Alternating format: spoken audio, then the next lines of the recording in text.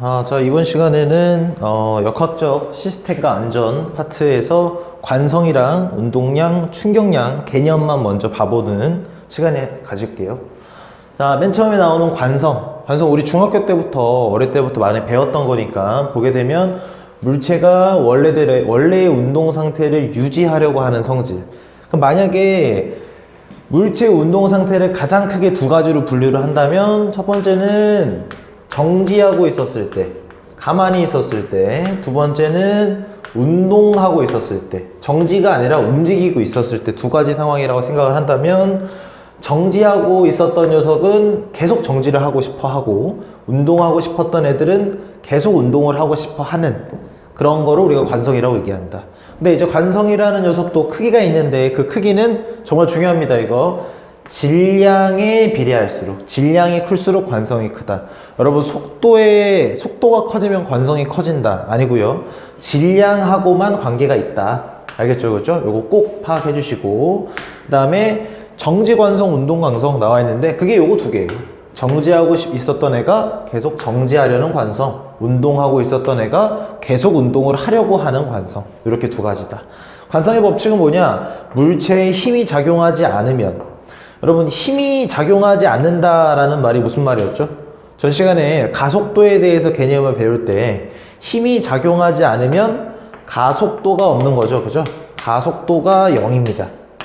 가속도가 0이면 어떻게 된다 그랬죠? 상태가 둘 중에 하나였어요. 정지하고 있거나 등속 직선 운동을 하고 있거나, 속도가 변화가 없다라는 거니까. 그래서 정지하고 있었던 물체는 계속 정지하고 있으려고 하고, 운동하고 있었던 물체는 등속 직선 운동을 한다. 알겠죠? 그죠? 그 얘기가 관성의 법칙에서 나오는 얘기다. 됐나요?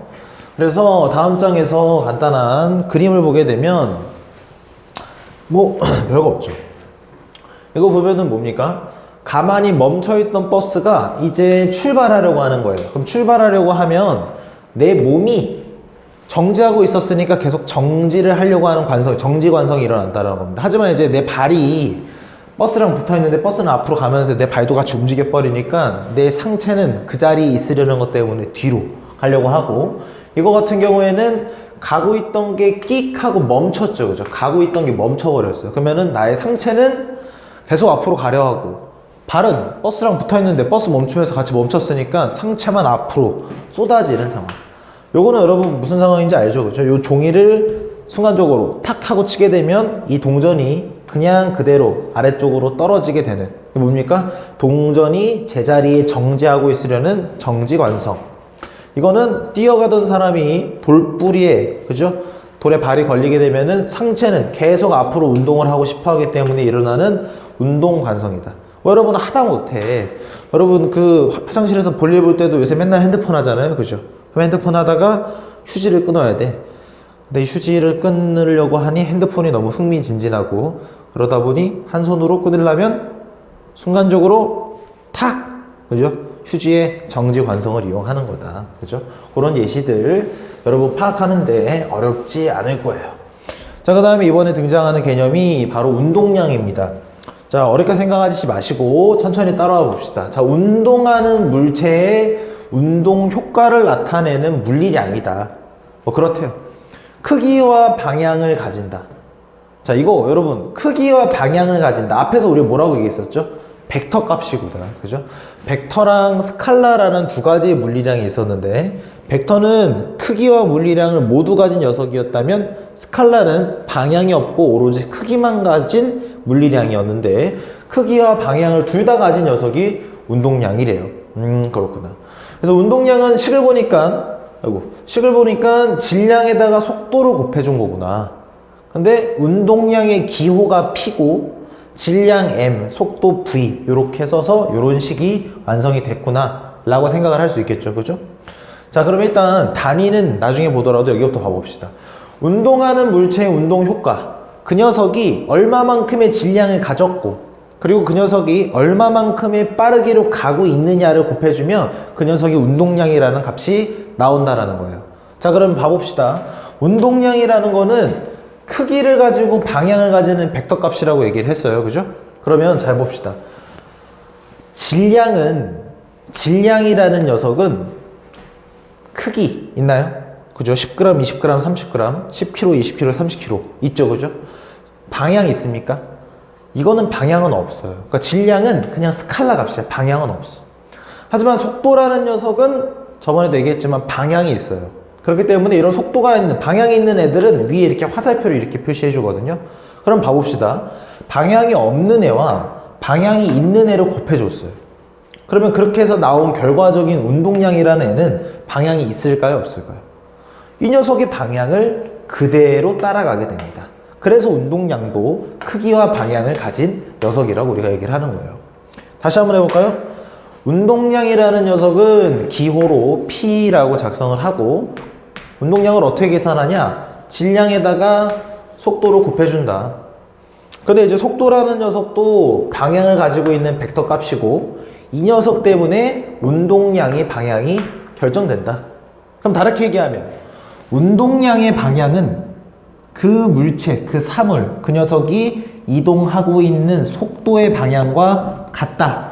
맞는 말이 되는 거고, 속도의 방향은 운동량의 방향과 같다. 맞는 말이 되는 거예요. 알겠죠? 그죠? 근데 이제 단위는 여기 보니까 킬로그램이랑 미터 퍼 세크랑 곱해진 거예요. 간단하게 생각하면 이렇습니다. 질량의 이제 단위가 우리가 이제 그램, 킬로그램 여러 가지가 있잖아요. 그 중에서 여기서는 지금 킬로그램을 사용하겠다라는 얘기예요. 그리고 이제 속도의 단위가 뭐 킬로미터 퍼 아워도 있고 미터 퍼 세컨도 있고 하는데, 여기에서는 우리가 미터 퍼 세컨을 쓰겠다. 근데 이제 질량이랑 속도 곱한 게 운동량이니까 운동량의 단위도 질량의 단위, 속도의 단위를 곱해준 킬로그램 미터 퍼 세컨이라는 단위를 사용을 한다라는 얘기입니다. 그럼 우리가 이 점에서 알아야 되는 건 뭐냐? 만약에 문제에서 그램이라고 알려줬다. 만약에 미터 퍼 세컨가 아니라 킬로미터 퍼 아워라고 알려줬다라고 한다면, 우리가 운동량을 계산할 때 우리가 원하는 값으로 전환을 시킨 후에 계산을 해줘야 내가 원하는 답을 얻을 수 있다는 거예요. 알겠죠? 그죠? 요거 절대 헷갈리지 맙시다. 그죠? 까먹으면 안 돼요. 그 다음에 나오는 내용은 운동량입니다. 운동량은 충격량. 충격량은 물체가 받은 충격의 정도를 나타내느냐. 뭐 말은 간단하죠, 그죠? 충격의 양이니까. 크기와 방향을 가진다. 이것도 마찬가지로 벡터 값이라는 얘기겠네요. 충격량은 이렇게 구한다며. 힘 곱하기 시간을 하면 구해진답니다. 그래서 옆에 보면은 충격량의 기호는 I라는 기호를 쓰고 F에다가 시간을 곱해주게 되면 이런 값이 나온대요. 그럼 생각을 해보죠. 크기와 방향을 가진다는 건 벡터 값이라는 거고, 충격량도 하나의 벡터 값이라는 건 둘 중에 벡터 값이 있다는 거겠죠. 앞에처럼 똑같이. 시간은 방향이 있습니까, 여러분? 여러분, 시간은 방향이 없어요. 동쪽으로 3시, 그죠? 북쪽으로 12시. 말도 안 되는 얘기죠, 그죠? 그렇기 때문에 시간은 스칼라 값이고요. 그 다음에 힘 같은 경우에는 방향을 가집니다. 뭐 이쪽에서 때렸다, 저쪽에서 때렸다, 그죠? 같은 힘으로 때려도, 같은 크기가 가지고 있어도 이 방향이 다르거든요, 그죠? 그래서 힘도 방향을 가져요.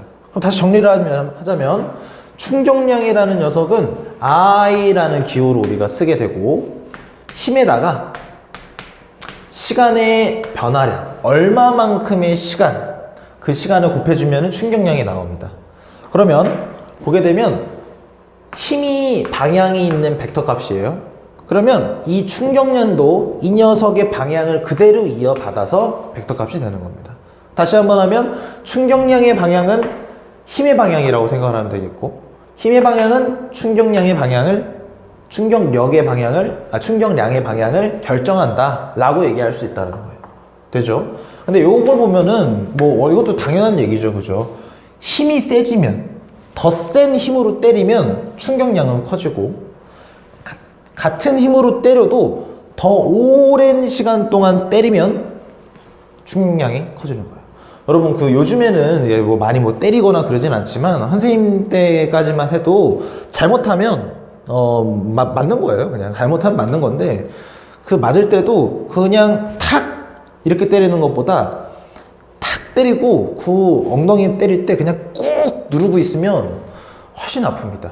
접촉하는 그 시간, 힘이 실리는 시간이 길어지면 충격량이 아주 커지는 거예요.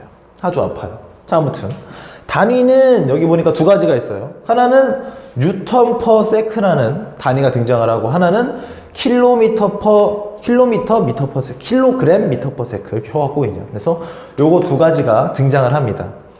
자, 일단 여기서 봤던 요 단위가 우리가 방금 앞에서 봤던 운동량에서 다뤘던 단위하고 똑같죠, 그죠? 근데 우리는 그 단위가 왜 같은지를 요 앞에 있는 단위에서 얻어낼 거예요. 자, 단위가 뉴턴하고 세크입니다. 그러면 요거를 여기다 쓰지 말고 여기다 해보죠. 힘의 단위가 뭐죠? 뉴턴입니다, 뉴턴. 그리고 시간은 뭐 세크도 있고 미닛도 있고 아워도 있지만 그 중에서 여기서는 지금 세크를 쓰겠다라는 얘기예요. 그러니까 요거 두 개가 곱해지면 뉴턴 세크라는 단위가 완성이 되는 거죠. 그런데 우리가 식 중에 F는 ma, 힘이라는 것은 질량이랑 그 물체가 가지고 있는 가속도가 곱해진 게 힘이다 라고 얘기하거든요. 그러면 요 식에서 우리가 요 녀석이 힘이니까 힘 대신에 ma를 집어넣어요. 그러면 ma 곱하기 요렇게 되겠죠, 그죠? 요렇게 맞아요? 요 식이 요렇게 됩니까? 그렇게 되면 여기서 우리가 어떻게 하냐, 질량 우리 방금 앞에서 킬로그램 기준으로 썼죠. 킬로그램. 그 다음에 가속도 여러분, 여기서 우리가 속도를 미터 퍼 세크로 썼었으니까 가속도도 미터 퍼 세크 제곱이라는 단위를 쓴다고 하고, 시간은 여기 세크를 기준으로 하네요. 세크 곱해주게 되면은 요렇게 약분이 되면서 킬로그램 미터 퍼 세크가 그대로 나오게 된다. 자, 중요한 거는 여러분들이 충격량의 단위가 뉴턴 세크가 있고 킬로그램 미터 퍼 세크가 있다 라는 거를 여러분들이 암기를 해야 되냐? 여러분, 암기를 하면 이건 정말 바보예요, 바보. 암기를 하는 게 아니고 이거는 그냥 이거를 이런 식을 이용해서 바꿀 수 있구나, 그죠? 여러분들이 한 2번, 3번 해보니까 자동으로 그냥 보면은 충격량의 단위네 라는 게 그냥 들어와야 돼요. 알겠죠, 그죠? 여러분들이 막 킬로그램 미터 퍼 세크 하는 게 아니고, 그죠? 그러면 이제 결론적으로 얘기하고 싶은 건 이거예요. 충격량의 단위랑 앞에서 얘기했던 운동량의 단위랑 똑같습니다. 여러분, 단위가 똑같다라는 건 어떤 의미를 가질까요? 서로 더할 수도 있고 뺄 수도 있고 할 수 있다라는 거예요. 여러분, 시간 몇 시간이냐라는 개념이랑 그 다음에 분이라는 개념이랑 같습니까, 여러분? 다르죠. 얘네들을 더하려면 분을 시간으로 고치든지 시간을 분으로 고쳐야 돼요. 하지만 단위가 똑같다. 그냥 더할 수 있다 혹은 뺄 수 있다, 그죠? 그렇게 되면은 그 둘 사이에 어떤 관계가 있길래 더하고 빼고 운동량과 충격량의 관계에 대해서는 이거 바로 다음 강의에 배워보도록 할게요. 저 방금 앞강에서 충격량 뒷부분에서 빼먹은 게 있어서 요것만 추가로 붙일게요, 영상 뒤에. 자, 여기 보게 되면은 충격량이라는 녀석은, 충격량 I라는 녀석은 힘에다가 얼마만큼 동안 시간을 가했냐, 그죠? 요 두 개를 곱한 값이 충격량이었어요. 근데 여러분, 위에 나와 있는 요 세 개의 그래프를 보니까 가로축이 시간이고 세로축이 힘입니다. 그럼 우리는 쉽게 생각해서 이 그래프의 아래쪽에 면적을 계산하려고 하면 가로축과 세로축에 있는 값들을 서로 곱해줘야 된다는 거예요, 면적을 계산하기 위해서. 그러면 힘과 시간을 곱해주는 건데 그게 바로 충격량이라는 내용입니다. 그래서 이 그래프의 아래 면적에 전부 다 아래쪽에 충격량이라는 개념이 들어가 있는 거예요. 그래서 여러분들이 그래프를, 시간, 힘 그래프를 찾았다 혹은 문제에서 여러분들한테 보여줬다 라고 한다면 여러분들은 시간, 힘만 보는 게 아니라 이 그래프가 나한테 충격량이라는 정보도 알려줄 수 있는 그래프구나 라고 인지를 하시고 문제를 풀기 시작을 하셔야 된다 라는 얘기죠, 그죠? 요 정도만 더 추가로 얘기하고 이 다음 강에 그 운동량과 충격량에 어떤 관계가 있는지에 대해서 한번 알아보도록 할게요.